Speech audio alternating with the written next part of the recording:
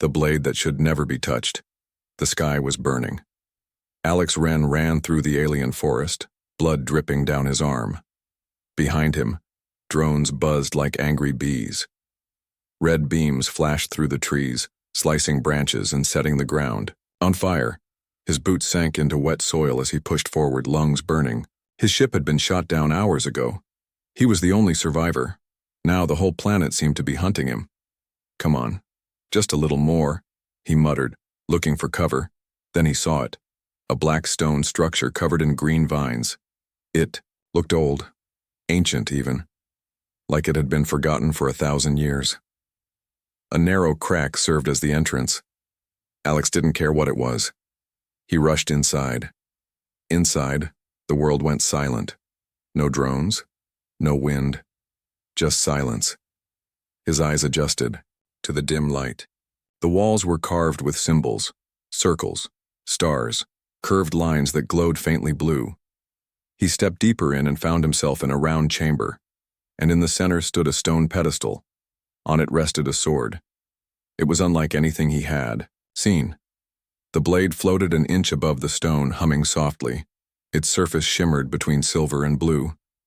Strange letters glowed along its edge. Alex stepped closer, heart pounding. "Don't touch it," he whispered to himself. It could be a trap. But something pulled at him, not physically, but deep inside his chest. A strange warmth, a whisper without sound. Before he knew it, his hand reached forward. As his fingers closed around the hilt, the sword pulsed with light. The pedestal cracked. The entire chamber shook. Then came a flash. Blinding, blue, and hot. Alex fell to his knees, outside the shrine, deep underground. Another place woke up. Kailari opened her eyes for the first time in years. She sat up inside a glowing chamber, surrounded by mist. Machines beeped and released her from sleep stasis. The moment the sword was drawn, her body had been reactivated. Her mind burned with one thought. Someone had touched the sacred blade, and by ancient law, that someone was now bound to her. Alex stumbled out of the shrine, the sword still in his hand. The forest was quiet. The drones were gone. The sky above had changed. Glowing rings circled the clouds and blue lightning flashed in slow motion. He looked at the sword. It felt alive. "What did I just do?" he whispered. A voice behind him answered. "You woke the blade. And now, you've awakened me." Alex spun around. A figure stood among the trees. Tall, graceful, with glowing silver eyes and skin that shimmered like stars. She wore a long cloak with the same symbols as the shrine walls. "Who are you?" he asked, stepping back. "Kailari of the Varnari clan," she said softly. "And you are the one who drew the blade." "I didn't mean to. I was just hiding. I didn't know it was sacred or dangerous or... That blade was never meant to be drawn by an outsider," she interrupted. "But you did, and now our fates are bound." Alex blinked. "Bound? What does that mean?" Kailari looked at the sword in his hand. Her face changed, softened, almost sad. "You have triggered the binding," she said. "You are now connected to me, by blood, by law, and by destiny." Before Alex could reply, a sharp screech echoed across the sky. Black ships appeared above the trees. Kailari's expression hardened. She turned to him. "They're coming. For you. For us." Alex looked at the sword. "Then we fight," he said. She nodded. "Yes. Together." The last princess of the Varnarialax gripped the sword tightly. It still pulsed with light, but now it felt heavier. Not in weight, but in meaning. Something ancient had awoken, and he was now part of it. The alien girl, Kailari, walked beside him without fear. Her silver eyes scanned the sky as the enemy ships grew louder. They stopped at the edge of the forest. Through the trees, Alex could see soldiers in armor moving like shadows. "What do they want?" he asked. "You," she said. "But not to kill. Not yet." "That's comforting. They believe you're dangerous now because of the blade, because of me. You said we're bound. What does that even mean? Kalari stopped walking. The light of the sword reflected in her eyes. My people believe the one who draws. The sacred blade is chosen by fate. He becomes bonded to the bloodline of the last sword-bearer. That's me. Alex stared at her. Bonded? Like marriage? Kalari didn't smile. Like war and love tied together. The bond isn't romantic, human, it's sacred, political, permanent, and very old. He turned away. This is insane. Maybe. But your life now depends on understanding it. A loud horn echoed through the sky. Kalari's face changed. They've found us. Within seconds, 4 dark hovercrafts dropped from above. Warriors in black armor spread out surrounding them. Their helmets glowed red. They didn't shoot. They waited. One of them stepped forward, taller, broader, with golden markings on her shoulder. Kalari whispered, "My sister." Alex's heart pounded. "You're what?" "High warrior Alaya, heir to the throne. And the one who wants me dead." Alaya removed her helmet. Her face was sharp and cold like a blade. Her voice cut through the air. "You broke the sacred code, Kalari. You brought shame to our clan." He drew the blade, Alaya. "The bond is real. With a human," she spat. "This outsider doesn't belong in our bloodline. I will not let our people fall because of this foolish legend." Alex raised the sword. "You want to test that?" Alaya smirked. "You don't even know what that blade does." She raised her hand. Her guards aimed their weapons. Kalari stepped in front of Alex. "He is under my protection." Alaya's eyes flashed. "Then you'll both die together." Suddenly, the sword in Alex's hand began to glow brighter. The ground cracked. Trees bent back. A powerful energy wave exploded outward, knocking the guards to the ground. Alaya stumbled back in shock. "What did you do?" Alex's voice was calm, almost as if someone else spoke through him. "I didn't. The blade did." Kalari grabbed his arm. "We need to go, now." They ran. Behind them, the warriors regrouped, but none dared fire again. Something had changed.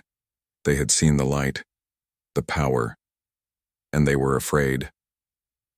Later, hidden deep in a rocky cave, Alex dropped to the ground, exhausted. The sword rested beside him, now silent. Kalari sat across from him, staring into the fire they built. "They won't stop," she said. "My people believe in tradition more than truth. You drawing the blade has shaken the old order. It's forcing them to question everything." "And you?" he asked. "What do you believe?" She looked at him, then at the flames. "I believed the stories were dead, just myths. But then the sword chose you. Not one of our own, not me, not even Alaya. A human." Alex looked down. "I didn't choose any of this." Kalari's voice softened. "But maybe you were chosen for a reason." Far above the cave, in a floating citadel, the High Council of the Varnari met in secret. They had seen the flash from the sword. Their faces were filled with fear. "The blade is active," said one. "A human holds it," said another. "This changes everything." One elder, older than the others, stood slowly. "If the prophecy is true," he said, "then the one who draws the blade will lead us, or destroy us." Back in the cave, Alex dreamt of a place he'd never seen.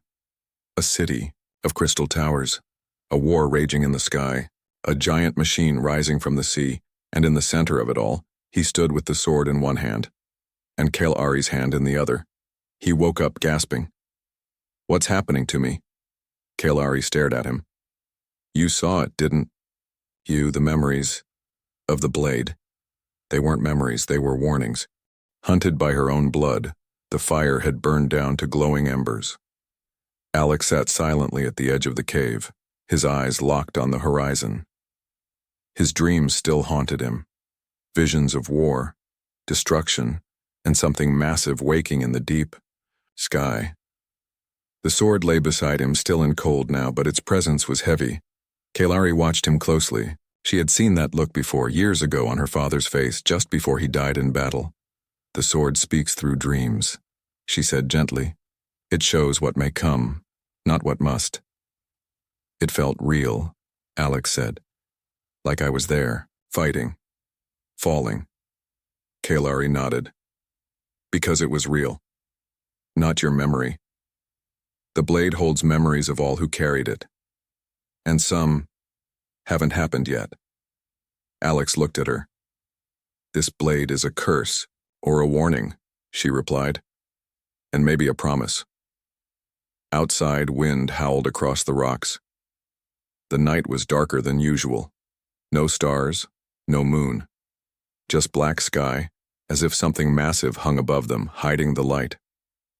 Suddenly, Kaelari froze. Her eyes narrowed. "We're not alone." Alex reached for the sword. Shadows moved between the rocks. Too quiet. Too fast. Then, steel clashed with stone. Sparks flew. They were under attack. Alien assassins in ghost black armor leapt from the cliffs, not drones, not soldiers, silent killers, trained by the royal guard to end threats with one strike. Kaelari barely blocked the first blow with her wrist blade. She spun, kicking her attacker back. Alex swung wildly. The sword pulsed again, releasing a shockwave that threw two assassins into the wall. "They're not from the council," Kaelari shouted. "They're from my sister." "Alaya?" Alex yelled back, parrying another strike. "She's sending her personal death squad. That means she's afraid." More attackers dropped in. Fast, coordinated, and merciless. They didn't speak, didn't hesitate. One managed to slice Alex's side before he turned and drove the sword deep into its chest. The creature crumpled without a sound. Kaelari fought with grace, but there were too many. "We need to run," Alex shouted. "No," she said firmly. "We finish this." Minutes later, blood soaked the cave floor. Bodies of assassins lay broken, scattered like black leaves. Alex sat against the wall, breathing hard. His side burned. Kaelari knelt beside him, pressing her hand over the wound. "You're lucky," she said. "The blade protected you." He grimaced. "Feels like luck punched me in the ribs."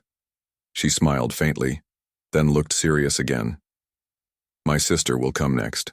She never trusts others to finish her work." Alex looked her in the eye. "Why does she want you dead so badly?" Kaelari's expression darkened. "Because she believes leadership must be pure. She thinks the sacred bloodline was poisoned when I was born. Because my father loved a woman from a lesser clan." Alex raised an eyebrow. "Seriously? That's it?" "To her, I'm unworthy. And now that I'm bonded to a human, I'm more than a threat. I'm a disgrace." Far above, in the floating fortress of the royal guard, Alaya stood before a long mirror. Her armor was sharp, black and gold, her face calm, but her hands trembled. "They killed my assassins," she said coldly. The councilman beside her hesitated. "The blade, it recognized the human." Alaya turned sharply. "Blades do not choose outsiders, but this one did." She clenched her fists. "Then we forced the blade to choose again." Alex and Kaelari traveled through the night. She led him to an old ruin hidden beneath the jungle canopy. Thick vines hung like curtains. Moss grew over carved walls. "This was my mother's house," she whispered, "before she died." Inside was a narrow chamber filled with glowing symbols. Alex stepped forward, and the sword vibrated. He held it tightly. "What is this place?" Kaelari placed her hand on the wall. The room shifted. A hidden door slid open. "This is where the blade was first forged." Alex stepped inside. What he saw chilled him. Rows of statues, tall, robed figures holding replicas of the same sword. Each one had a name carved beneath it. Most were alien, but one was human. He moved closer. "That's my last name." Kaelari looked surprised. "It can't be. My grandfather, Jericho Wren, that's him." The sword pulsed again, bright, alive. "This blade, Belonged to him once, Alex whispered. Outside the chamber, a sound echoed. Wings. Not birds. Not drones. Wings made of metal. Kalari grabbed his hand. Run! They sprinted out the back, escaping just as the ruin exploded behind them. From the smoke stepped Alaya, dressed in a golden warsuit, her eyes glowing red. You should have stayed dead, sister, she said, drawing twin energy daggers. Alex raised the blade. It lit up brighter than ever. Alaya pointed one dagger at him. This ends now. The blade remembers. The jungle was on fire. Alex stood with the glowing sword in his hand, facing Alaya. Her golden warsuit shimmered under the flickering light, and her twin daggers crackled with red energy. Kailari stood between them, breathing hard, her arm cut and bleeding. This is your last warning, sister, Alaya hissed. Step aside. Let me take him. Kailari didn't move. You're not the judge of fate. Fate? Alaya laughed coldly. You think fate chose a human to carry our sacred weapon? No, that sword is broken, like you. Alex stepped forward. You want it? Come take it. For a moment there was silence. Then Alaya leapt. Their blades clashed mid-air, blue against red, steel against fire. The impact sent shockwaves across the clearing. Trees cracked, birds scattered. Kailari rolled aside, holding her wound. Alex fought hard, faster than he ever had. Each swing of the sword felt like something ancient guiding him. Memories flowing through his muscles, as if someone else had held this weapon 100 times before. You're stronger than I thought, Alaya growled, blocking a blow. But you still don't know what you carry. Before Alex could respond, Alaya struck low, slicing his leg. He staggered back. The sword flashed. Time slowed. Visions crashed into his mind. He was standing on a giant battlefield, not on this planet, but above a burning earth. Ships fell from the sky like comets. Alien machines swarmed through broken cities.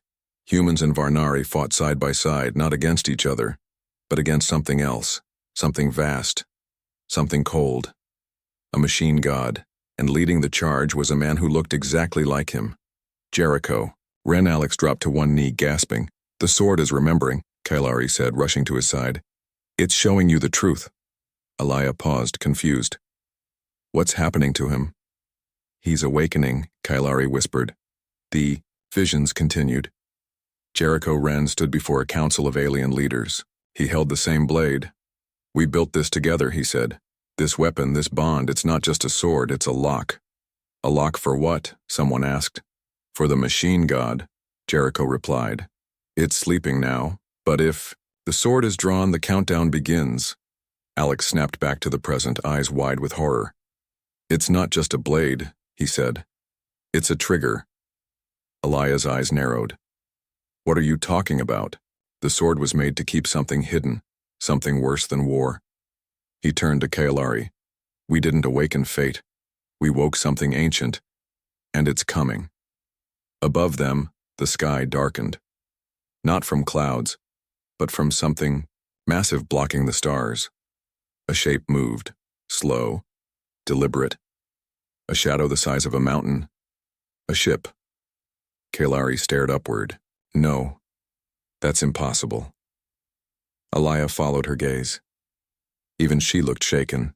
The sky-born fortress rose higher, surrounded by electric storms. It didn't come from her people. It didn't come from humans. It came from before. Deep inside the jungle ruins, hidden chambers lit up. Ancient machines blinked alive. Long-dead sensors sent signals into the sky. The lock had been broken and the prisoner was stirring. Alex and Kailari fled deeper into the jungle. Alaya didn't follow. Not now. She had seen the truth in the sky. In a quiet clearing, they stopped to breathe. That ship, Alex said, panting. I saw it in the sword's memories. Kailari nodded. Then it must be the vault, the last place the ancients sealed the machine god. Alex looked at her, voice low. If that ship fully wakes up and we're all dead. She knelt and drew a symbol in the dirt. Then we go to the trial of the bonded. What's that? A ritual. Dangerous, Secret. If we pass it, the sword reveals its full power. We might stand a chance. And if we fail, we die. Far above, inside the rising vault ship, a voice echoed across forgotten systems. Primary lock broken, human core detected, preparing for reawakening. Its eyes opened red like burning coals. Target swordbearer, mission terminate. The trial of the bonded, the jungle faded behind them. Alex and Kalari reached the base of a dark cliff at the edge of the continent. It was called the Scar, a broken land split open by an ancient war. Smoke rose from cracks in the earth, and strange lights danced above the rocks. The trial happens here? Alex asked, staring at the deep, endless chasm before them. Kalari nodded. No one enters without being marked. The bonded are tested here. If they fail, their minds collapse. Their bodies vanish. Sounds inviting. You can still walk away, she said softly. You didn't choose the bond. Alex looked at the sword in his hand. It glowed faintly, responding to the air. It felt like it belonged here, like it had been waiting. I didn't choose it, he said, but it chose me. So let's finish this. They stepped onto a stone path that led down into the earth. Every step felt heavier. The silence grew louder. The light faded into deep blue shadows. Then, they reached the gate. A massive stone face, carved with runes, towered above them. Its eyes opened as they approached. Speak the vow, it demanded in a voice that echoed inside their bones. Kalari placed her hand on Alex's shoulder. Together they said the ancient words, "We walk as one. One fate, one blade, one breath. If we fall as two bound souls. If we rise as one flame." The gate split open. Darkness swallowed them. Inside, the trial began. They stood in a vast chamber of mirrors. No walls, no ceiling, just infinite reflections. Then the mirrors moved. Alex saw himself, but not himself. Different versions. One in soldier gear. One with burning eyes. One with blood on his hands. Each one spoke. You are a killer. You are weak. You will destroy everything she loves. He tried to shut them out, but their voices kept coming. You were chosen, because you are hollow. He dropped to his knees. Kalari appeared beside him. They feed on fear. The sword is testing your truth. How do I fight myself? By remembering who you are. He gripped the sword and closed his eyes. Images of Earth flooded his mind, his family, his team, the people he tried to save. The failures, the pain, but also the hope. He stood up.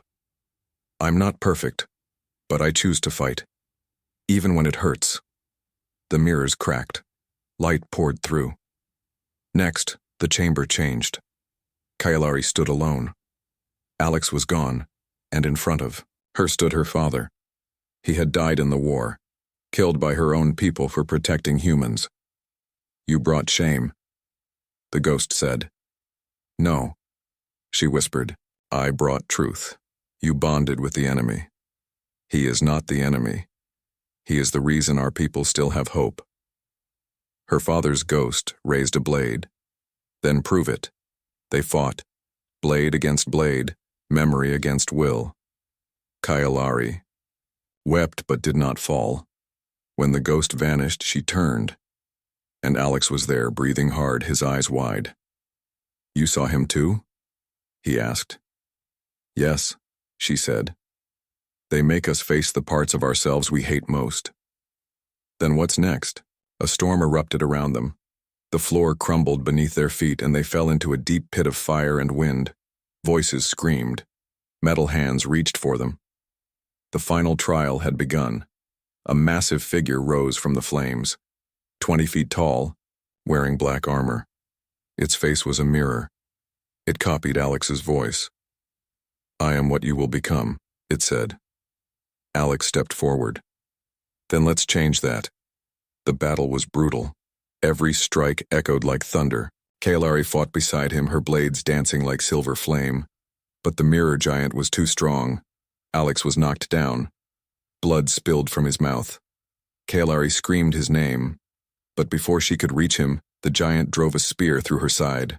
No, Alex rose with a roar. The sword in his hand burst into light, pure, blinding white. He ran forward, shouting her name, and drove the blade straight into the heart of the mirror giant. The chamber exploded. Silence. Then, sunlight. Alex opened, his eyes.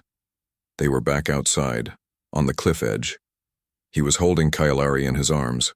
Her eyes opened weakly. Did we pass? The sword hovered in the air above them, spinning slowly. Then it split into two blades, both glowing. Alex caught one. Kaelari reached for the other. The bond is complete, she whispered. We are now equal carriers. Miles above, the vault ship woke fully. Its core read the new energy. Bond complete. Primary threat confirmed. Execute Stage 2. Deploy. Exterminator units. Massive black pods fell from the sky like burning meteors. They weren't just being hunted now. They were at war. The enemy beneath the sky. They didn't fall from the sky. They punched through it.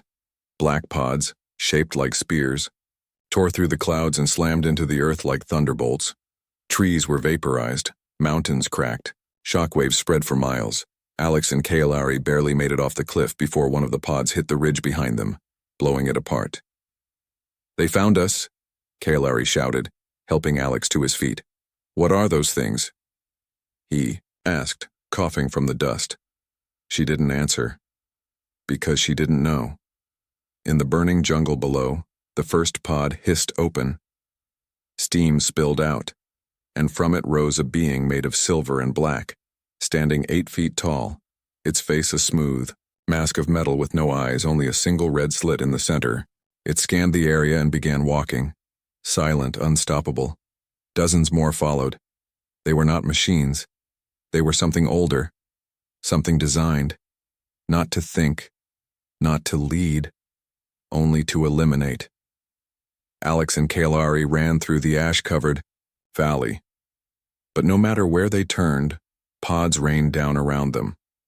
Whole sections of the forest burst into flame. The ground glowed with strange patterns, circles and lines like ancient circuits. The vault ship above was changing the land, turning it into something familiar. It's terraforming, Kaelari said breathlessly. It's remaking the planet. Alex stared at the sky. Not for living. She nodded. For erasing. They ducked into a ruined bunker built by her ancestors, a place meant to survive starquakes and floods. The sword floated between them, humming louder now as if warning them. It's reacting to the exterminators, Kaelari said. They're not just hunting us. They're drawn to the blade's energy. Alex leaned against the wall. Then we hide it. That won't stop them, she said. They don't follow signals. They follow programming, and that program says you're a threat. He looked at her. Why me? Kaelari hesitated, then stood slowly. Because the blade doesn't just carry power. It carries identity. When you touched it, it scanned you. And what it found woke everything. Alex stood up. Are you saying it recognized me? She nodded. Not as a stranger, as a return. He blinked. You think I'm, what? Reborn? She walked to a wall panel and pressed her hand to it. A hologram lit up, showing the face of Jericho Wren, Alex's grandfather. This is the last man to hold the blade before you, she said. I know, Alex whispered. Then the image shifted. Next to Jericho stood another man.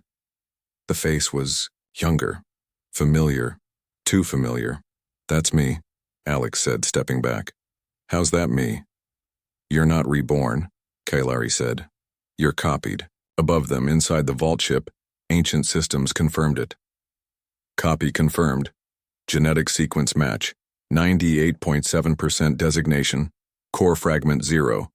Initiate direct retrieval protocol. Alex paced, fists clenched. What does that even mean? Kaelari answered quietly. You're not just a human. You're a living key. Your body holds data the vault needs. That's why it wants you alive. For now. So, if it gets me, it unlocks itself. Fully. And then it won't just terraform this world. It will spread. Alarm sounded outside. The bunker. The exterminators had arrived. What followed was a desperate battle. The exterminators moved like shadows, immune to pain. Each one had weapons built into its arms, whips of plasma, claws of shifting matter. Alex fought with the blade, every swing powered by the bond. He and Kaelari moved as one. She used speed, he used strength. Together, they destroyed 6. Then, 8, then more. But for every one they shattered, 2 more arrived. They were not soldiers. They were a message. You cannot win. Inside the heart of the vault ship, a new figure awoke. It was tall, armored in black obsidian. Its voice echoed across 1,000 speakers.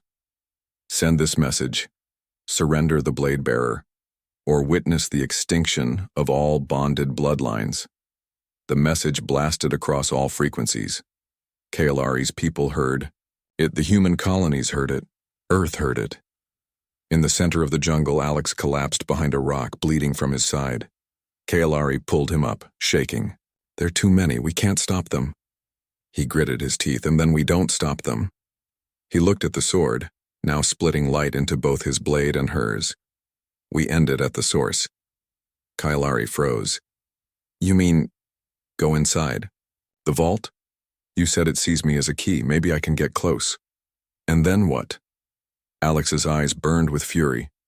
Then I break it from the inside. High above, the vault ship began to shift shape, turning into a fortress, a living weapon, a city of death preparing for final deployment. The countdown had begun. Alex and Kaelari didn't run from it. They ran toward it. To break the binding, he must die. The vault ship loomed above like a god carved from metal. Lightning coiled around its hull.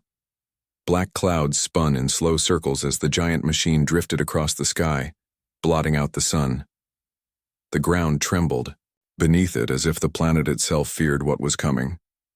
Alex and Kaelari stood on a ridge overlooking the glowing crater below, the place where the vault had first risen. Behind them, the world burned. Whole forests turned to dust. Lakes boiled, cities cried for help, and the exterminator army marched across the land unstoppable. But Alex had no fear in his eyes now, only purpose. Once we enter the vault, Kaelari said quietly, there's no way out. The entrance will close behind us. That's fine, Alex replied. You understand what the core wants, she whispered. It doesn't want to kill you. It wants to take you apart, piece by piece. He nodded. It wants your blood, your thoughts, your memories. It wants Jericho's legacy. And the only thing keeping it from waking fully is the bond. Alex looked down at the twin blades. So to break the vault, he said, I have to break the bond. Kaelari's face twisted in pain. Which means you die. They stood in silence. The sword pulsed in their hands, not violently, but like a heartbeat, steady, calm, waiting. Alex turned to her. When I first met you, I thought you were just another alien, she smiled faintly. And I thought you were just another soldier. We were both wrong. She stepped closer, placed her hand on his chest. Don't go in alone. He hesitated. If you come with me, you might not make it out. Then we'll either die together, she said, or change everything. The vault opened as they approached. No alarms, no defense. It welcomed them. Inside, the ship was alive. Not metal, but muscle. Its halls breathed, its walls pulsed with veins of light. Strange symbols danced across the ceiling, moving like thoughts in a mind, and at its center, deep in the core, stood the Guardian, tall, ancient, wearing armor made of collapsed stars. Its voice shook the floor. You are the key and the lock. Come forward. Alex stepped up, sword in hand. You want my blood? He said. Here I am. The Guardian raised one massive hand. If the bond is broken, the vault opens. If the vault opens, the end begins. Make your choice. Alex turned to Kaelari. You don't have to watch this. She shook her head. I do. He raised the blade high. The vault pulsed, but then the sword split into three. A third blade formed, one that shimmered with both their energy. Kaelari gasped. This isn't a sacrifice, it's a choice. Alex understood. The bond doesn't need to break, he said. It needs to transform. The Guardian hesitated. For the first time, it seemed afraid. This is not written, this is not allowed. Then we rewrite it, Alex shouted. He and Kaelari slammed their blades into the core floor. Light exploded upward, blinding, pure, unstoppable. The bond surged between them, stronger than blood, stronger than fate. The vault screamed. Outside, the exterminators collapsed, one by one, lifeless. The clouds cleared. The ground stopped shaking. And for the first time in centuries, the machine god's heart fell silent. When the light faded, Alex lay still. Kaelari crawled to him, eyes full of tears. His chest didn't rise. The bond had burned through him. The price was paid, but then his hand twitched, his eyes opened. What just happened? He asked weakly. Kaelari smiled through tears. You broke the vault without dying. You did something impossible. Alex coughed. Guess the sword liked us after all. Months later, peace returned. The exterminators never rose again. The vault ship fell into the sea, lifeless. Alex and Kaelari became symbols of a new era. Two enemies who rewrote fate. A human and a Varnari, a bond that no one could break. And in the center of their home, the three blades rested, glowing gently, waiting. Not for another war, but for another story to begin.